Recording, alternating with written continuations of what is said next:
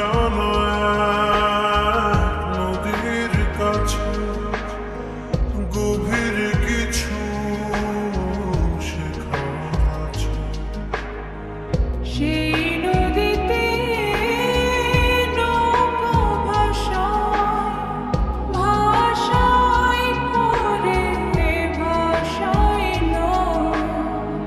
না ডুবায় না ভাষা